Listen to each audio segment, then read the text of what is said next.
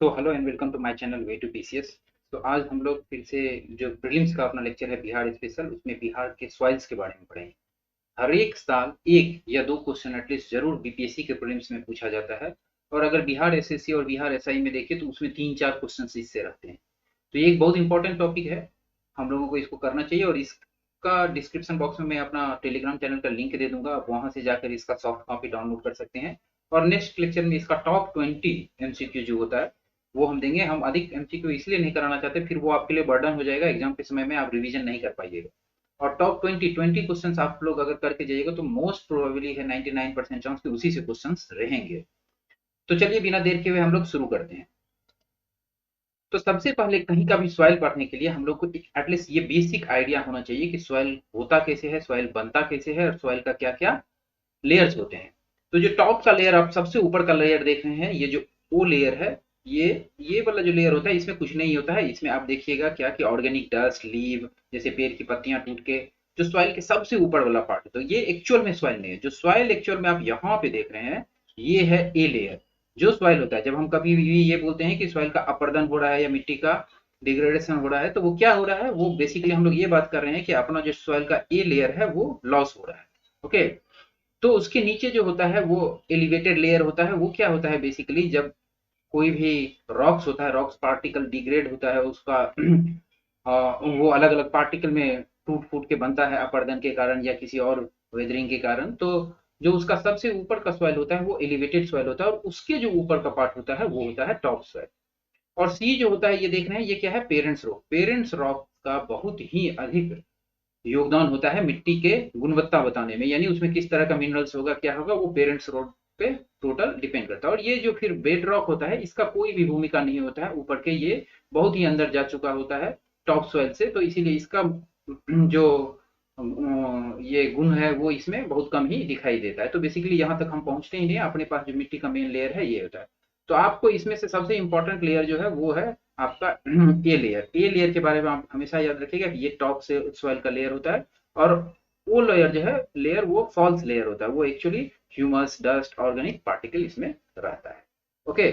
इसके बाद हम लोग चलते हैं कि मिट्टी बनता कैसे है। तो मिट्टी के बनने का जो है, आप देख सकते हैं यहाँ पे। तो मिट्टी बनने का जो फंक्शन है, जो सॉइल बनता है, वो बेसिकली किन चीजों पे डिपेंड करता है, वो बहुत सारी चीजों पे डिपेंड करता है। बट उसमें जो टॉप मोस्ट 5 पॉइंट्स है वो यहाँ पे मैं मेंशन कर दिया। उसमें भी जो सबसे इंपॉर्टेंट है वो है क्लाइमेट। इसीलिए मैं यहाँ पे क्लाइमेट दे दिया हूँ कि मान लीजिए कहीं पे नॉर्थन बिहार में बहुत अधिक बाढ़ आती है। तो बाढ़ आती है तो जिसके कारण वहां पे एलुवियम सॉइल बनेगा। ऑब्वियसली है कि वहां से सॉइल जो फॉर्म होगा उसमें खादर किस्म का होगा, न्यू एलुवियम होगा।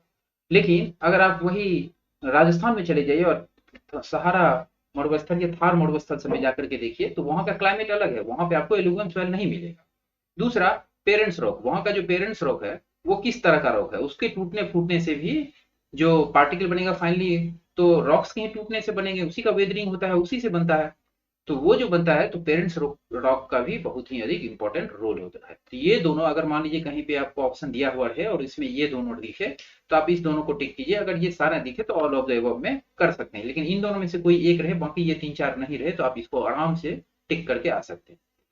फिर है कि रिलीफ। मान लीजिए कहीं पे इस तरह का ये एरिया है जहां पे इस तरह से पहाड़ है, तो यहाँ पे अगर पार्टिकल टूटेगा तो क्या होगा, रिलीफ यहाँ पे क्या है, छिछला है, यहाँ पे ये नीचे आ जाएगा और नीचे में फिर जमा होते जाएगा। तो जो रिलीफ है उस एरिया का वो भी डिपेंड करता है, जिसको हम लोग स्थलाकृति बोलते हैं, कि उस पे भी डिपेंड करता है कि किस तरह का वो पार्टिकल बनेगा। फिर मान लीजिए कहीं पे फॉरेस्ट है, तो फॉरेस्ट में बहुत अधिक ट्री होगी, बहुत अधिक ट्री होगी, उसके पत्ता बहुत अधिक सर्कल के नीचे आएंगे, तो वहां पे जो सॉइल होगा उसमें क्या होगा, ह्यूमस का कंटेंट जो होगा वो बहुत ही अधिक होगा। तो ये हो गया। और टाइम, तो किसी 1 सेंटीमीटर सॉइल बनने में एटलीस्ट थाउजेंड्स ऑफ ईयर लगते हैं। तो इसीलिए हम लोगों को अपना मिट्टी का जो अपरदन है उसको रोकना चाहिए, किसी भी तरह से उसको डिग्रेड नहीं होने देना चाहिए कि बहुत अधिक समय लगने के बाद फिर से वहां पे मिट्टी बनती है।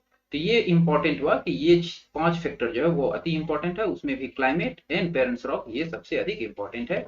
इसीलिए अगर मेंस में आप आंसर आ जाए तो इस तरह से लिख सकते हैं कि सॉइल जो है वो फंक्शन है किसका, तो ये सीएल, सीएल का मतलब हुआ क्लाइमेट ये, और उसको नीचे में लिख करके आप इंट्रो से यहाँ से स्टार्ट कर सकते हैं। चलिए, अब है कि अब हम लोग को मेनली तो बिहार का सवाल डिस्कस करना है। तो अगर बिहार का सवाल डिस्कस करना है तो बिहार का रॉक्स पढ़ना होगा कि किस तरह के रॉक्स है, और उस तरह का रॉक्स जहाँ पे होगा, जिस तरह का rocks parents material, parents rock, उसी तरह का वहाँ का मिट्टी बनेगा। तो यहाँ पे जो आप देखिएगा कि ये जो वेस्ट चंपारण है, यहाँ शिवालिक के पहाड़, यहाँ ये क्या है कि ये जो सोमेश्वर की पहाड़ी है तो वो शिवालिक एज का है, तो वहां पे टर्शियरी रॉक है, तो यहाँ पे जो भी मिट्टी बनेगा वो रेसिडुअल साइड का पर्वत पादीय मिट्टी बनेगी। ओके। फिर अगर आप कैमूर के पठार की तरफ चलिएगा, यहाँ पर कैमूर रोहतास का जो पार्ट है, तो यहाँ पे क्या है, विंध्यन पीरियड का रॉक है, तो यहाँ पे लाल बलुई मिट्टी अधिक देखने को मिलेगी आपको। फिर अगर आप यहाँ पे देखिए कि ये जो नीचे वाला पार्ट है, आप रोहतास का थोड़ा सा पार्ट लेकर के गया, नवादा, इधर से बांका तक, तो ये क्या है, ये छोटा नागपुर धारवाड़ रॉक्स का है, तो यहाँ पे जो मिट्टी मिलेगी उसमें क्वार्जाइट सब का मात्रा अधिक होगा। और ये लाल पीली मिट्टी भी इसको कहा जाता है, वो क्यों कहा जाता है हम देखते हैं नेक्स्ट में।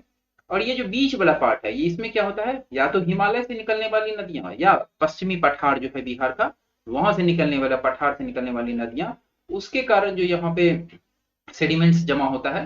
तो ओल्डर सेडिमेंट्स जो होता है उसको हम लोग वांगर बोलते हैं, जो पुरानी जलोढ़ मिट्टी, जहाँ पे नदी अभी नहीं जाती है, जहाँ पे हर एक साल बाढ़ नहीं आती है, फिर भी वहां पे पहले के समय में बाढ़ से ही ये मिट्टी लाई गई है, तो ये सारा उस तरह का मिट्टी हो जाएगा, और इस पार्ट में भी वो उस तरह का मिट्टी हो जाएगा। और ये जो होगा, जो कोसी का रीजन है, गंडक, इस सब का जो दोआब सब बनता है, बागमती, ये सारा जो रीजन है, इसमें क्या होगा, तो इसमें आपको हम लोगों को देखने को मिलेगा खादर। ओके, खादर टाइप का। और यहाँ पे किस तरह का मिलेगा, बांगर। और इस साइड में भी किस तरह का मिलेगा, यहाँ पे भी हम लोगों को बांगर टाइप का मिट्टी मिलेगा। ओके। तो चलिए अब एक बाय एक करके इसको डिटेल में। तो ये देखिए, पीडियोलॉजी, पीडियोलॉजी क्या होता है, मिट्टी के अध्ययन को पीडियोलॉजी, ये टर्म भी कभी कभी पूछा जाता है, याद रखिएगा। ओके। तो उसको बोला जाता है। तो बिहार में क्या है, यानी अब अगर ओवरऑल पीडियोलॉजी देखेंगे तो किसी भी क्षेत्र की मिट्टी का निर्धारण उस क्षेत्र के साथ वहां के जलवायु, तापमान, प्राकृतिक वनस्पति, स्थलाकृति, आधारभूत चट्टान आदि की अहम भूमिका रहती है। इन सभी कार्यों में आधारभूत चट्टान एंड जलवायु इसका सर्वाधिक महत्व है, ये मैं आपको ऑलरेडी बता चुका हूँ। अब वही कि अगर पश्चिमी भाग में देखेंगे तो शिवालिक रेंज का जो पहाड़ है उसके कारण वहां पे मिट्टी बनेगी, तो इसीलिए जो बिहार के पश्चिमी भाग है, जहाँ पे पश्चिम चंपारण का डिस्ट्रिक्ट है, वहां पे तो वहां पे बलथर क्वार्टजाइट अधिक रहेगा उस मिट्टी में। सिमिलरली कैमूर के तरफ चलेंगे तो विंध्यन काल का है, तो वो उस मिट्टी में लाल बलुई मिट्टी मिलेगी। और गया के बाद जो इधर का मिट्टी है वो आर्कियन एरियाज का, यानी धारवाड़ पीरियड का जो रॉक है, तो वहां पे आपको क्या मिलेगा, वो लाल पीली मिट्टी होती है। ओके। उत्तर बिहार के उत्तरी एवं दक्षिण मैदान में क्या मिलता है, जलोढ़ मिट्टी, वो तो बताइए, 90% से अधिक भाग में ये जलोढ़ मिट्टी हम लोगों को मिलती है। तो चलिए एक बाय एक करके हम लोग देख लेते हैं मैप। ये मैप आप अगर ज्योग्राफी ऑप्शनल है तब भी, जीएस पेपर 1, जीएस पेपर 2 में जब ये क्वेश्चन पूछा जाएगा बीपीएससी में, तो वहां पे भी आपके लिए इंपॉर्टेंट रहेगा। तो इसको मैं ड्रॉ करके दे दिया हूँ। अगर आपको स्टडी मटेरियल चाहिए तो मेरे टेलीग्राम चैनल पे जुड़ जाइए, आपको मिल जाएगा वहां से ये स्टडी मटेरियल, सारा स्टडी मटेरियल मैं वहां फ्री ऑफ कॉस्ट अपलोड कराता हूँ। तो देखिए, ये जो सबसे ऊपर का है ये होगा पर्वत पादीय मिट्टी। और ये देख रहे हैं यहाँ से लेकर के यहाँ तक जो नेपाल का जो एरिया है, जहां से हम लोग टच करते हैं, उसके नीचे का जो होता है उसे हम लोग तराई मिट्टी बोलते हैं। ओके। तराई मिट्टी जो है बहुत छोटा सा एक संकीर्ण सा पट्टी है, 8 से 10 किलोमीटर का है, और इस एरिया को तराई इसलिए बोला जाता है कि यहाँ पे रिवर जो है वो रीअपियर होता है। आप मेरे रिवर सेक्शन का जो वीडियो है वो मैं डाल चुका हूँ, वहां पे डिटेल में देख सकते हैं। लेकिन ये समझिए कि जब नदी हिमालय से आती है तो पहले भाभर बनाती है, और भाभर के बाद जहाँ पे रीअपियर होती है नदी, वहां पे लगता है कि नदी विलुप्त हो गया, क्योंकि वहां जो बुलडोजर होता है वो बड़ा बड़ा होता है। ओके। तो वहां पे नदी पता नहीं चलता है। तो तराई भाग में रीअपियर होता है, ये स्वैम्पी टाइप का होता है, यहाँ वाटर लॉक रहता है सालों भर, इसलिए यहाँ गर्मा चावल की खेती अच्छी होती है, जूट, पटसन, ये सब चीज वहां पे अच्छा होता है। तो ये हो गया नेपाल के साथ साथ। उसके जस्ट नीचे भाग, जब वो मैदानी भाग में इंटर करती है रिवर सब, तो वहां पे हर एक साल बाढ़ आता है, और जनरली बाढ़ के कारण वहां पे न्यू एलुवियम सॉइल जो है, एलुवियम जलोढ़ मिट्टी, वो इधर उधर पूरे मैदानी भाग में बिछड़ जाता है। तो आप ये देखिए कि गंडक से लेकर के और महानंदा के बीच का जितना दोआब है उस एरिया में खादर यानी नवीन जलोढ़ मिट्टी। और जहां पे हर एक साल बाढ़ नहीं आती है, जैसे कि गोपालगंज हुआ, सिवान हुआ और सारण हुआ, उस सब एरिया में जो पुराना जलोढ़ मिट्टी जो है वो इकट्ठा है, जिसको हम लोग बांगर मिट्टी भी बोलते हैं। फिर गंगा नदी के किनारे दक्षिणी भाग पे आप देखिए पतला सा, यहाँ पे देख रहे हैं, इसको टाल मिट्टी बोलते हैं या ताल मिट्टी। ताल मतलब होता है लेक, हिंदी में बोला जाता है। ओके। या तालाब बोला जाता है। तो इस तरह भी सालों भर पानी रहता है।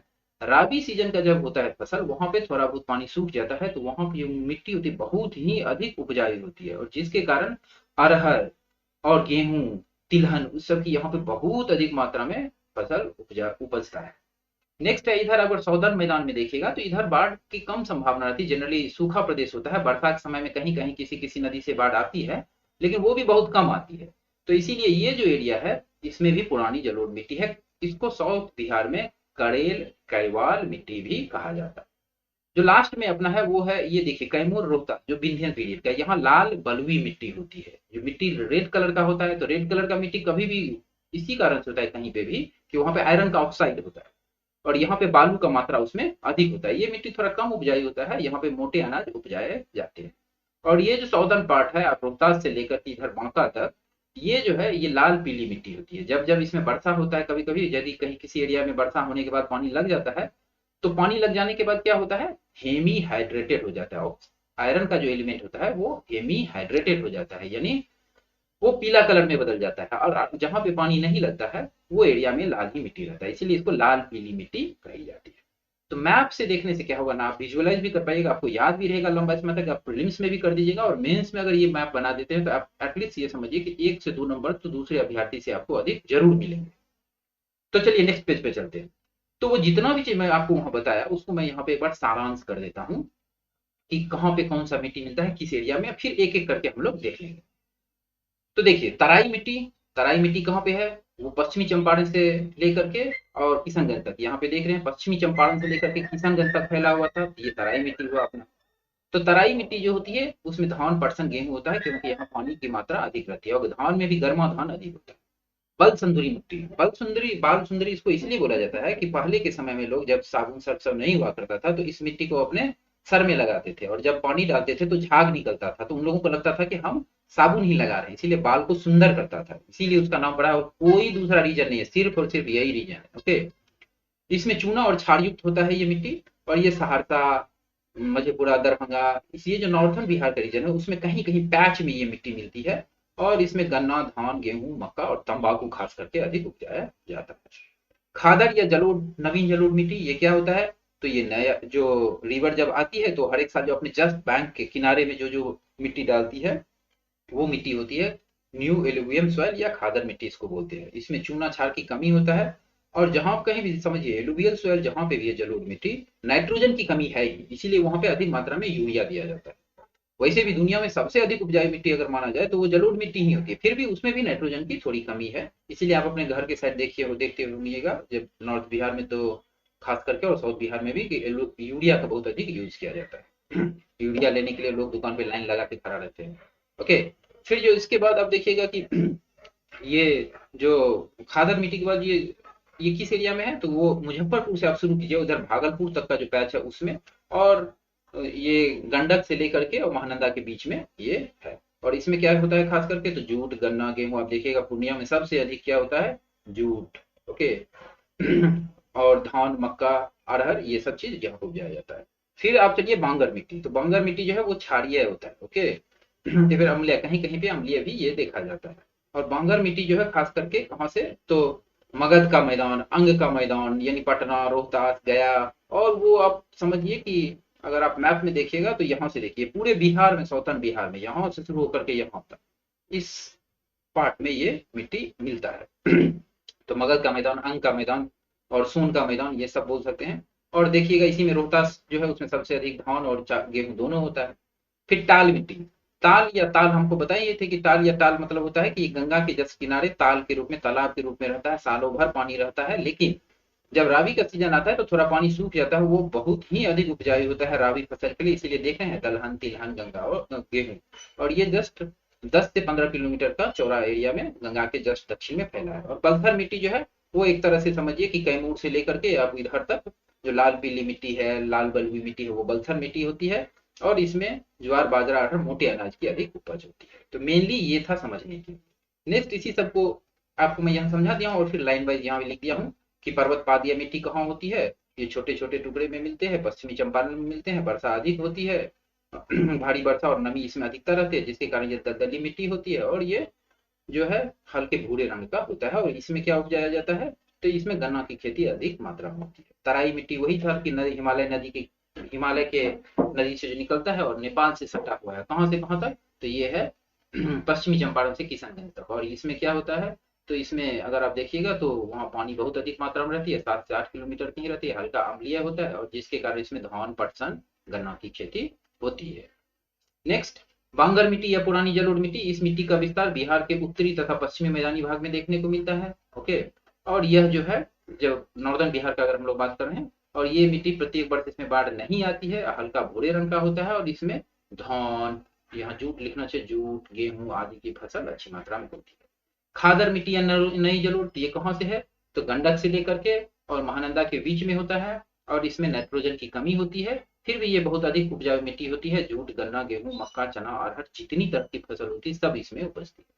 बल सुंदरी मिट्टी जो है ये उत्तरी बिहार के मैदान में मिलता है और ये क्यों कि बाल में लगाने से पहले झाग उत्पन्न होता था, इसीलिए इसे बल सुंदरी मिट्टी भी कहते हैं। दरभंगा, मधुबनी, सहरसा, मुजफ्फरपुर, समस्तीपुर के क्षेत्र में होता है। गन्ना, धान, गेहूं, मकई इसमें अधिक मात्रा में उपजता है। चलिए अब साउथर्न बिहार के देखते हैं। साउथर्न बिहार में है कि ताल, तो गंगा के जस्ट सटे हुए था, 8 से 10 किलोमीटर के रेंज में होता है। राबी की फसल अच्छी होती है, दलहन तिलहन इसमें अच्छा से होता है। ये सारा चीज मैं ऊपर में एक्सप्लेन कर चुका हूँ, फिर भी अगर किसी को नोट्स चाहिए तो ये चीज आप ले लीजिए। कगाड़ी मिट्टी क्या होता है, गंगा सोन पुनपुन नदी के जस्ट किनारे दोनों साइड की जो मिट्टी होती है उसे हम लोग कगाड़ी मिट्टी कहते हैं। ये भी काफी उपजाऊ होती है और इसमें खास करके मोटे अनाज अधिक उपजती है। करेल के बाल मिट्टी, तो करेल के बाल जो मिट्टी होते हैं ये गंगा के दक्षिणी मैदान में मिलता है और ये जो है शाहाबाद से लेकर के पटना मुंगेर होते हुए भागलपुर तक है, यानी पूरा बिहार के ही साउथर्न बिहार में ये फैला हुआ है। धान, अरहर, बाजरा, ज्वार खेती इसमें होती है। लाल बलुई मिट्टी जो होती है वो कैमूर और रोहतास के भाग में होता है और इसमें देखिएगा कि इसमें लाइम की कंटेंट अधिक रहता है और लाइम की कंटेंट अधिक होने के कारण से जपला, डालमिया नगर, इस समय आप सीमेंट का जो बहुत अधिक फैक्ट्री लगा है वो इसका यही कारण है कि लाल बलुई मिट्टी में लाइम की कंटेंट अधिक होती है, चूना का कंटेंट अधिक होता है। ओके, इस बार के बीपीएससी प्रीलिम्स में पूछा गया था कि सीमेंट इंडस्ट्री के लिए सबसे इंपॉर्टेंट चीज क्या है, तो वो लाइम है। ओके, फिर लाल पीली मिट्टी क्या होती है कि ये मेनली तो इसमें लौह तत्व रहता है, जब इसमें जल मिल जाता है तो ये पीले रंग का हो जाता है और ये रोहतास, गया, नवादा, औरंगाबाद, जमुई, बांका से पूरा बिहार पे जो सौदर्न एरिया है, छोटा नागपुर के पठार से सटता हुआ झारखंड से, उसमें ये मिट्टी है। इसमें खास करके मोटे अनाज अधिक होते हैं, ये अधिक उपजाऊ नहीं माना जाता है, फिर भी मोटे अनाज की खेती यहाँ पे होती है। तो चलिए इस तरह से हम लोगों का ये खत्म हो गया। अगर आपको ये वीडियो अच्छा लगा तो please do like, share and subscribe. Description box में मैं इसके एमसीक्यू का भी लिंक दे दूंगा और टेलीग्राम चैनल का भी लिंक दे दूंगा। मेंस के लिए भी मैं एक सीरीज चला रहा हूँ, आप वहां से जाकर के उसको डाउनलोड करके देख सकते हैं। और अगर आपको ये सारा चीज चाहिए तो मेरे टेलीग्राम चैनल पे जुड़ जाइए, वहां से आपको ये सारा चीज मिल जाएगा। Thank you very much.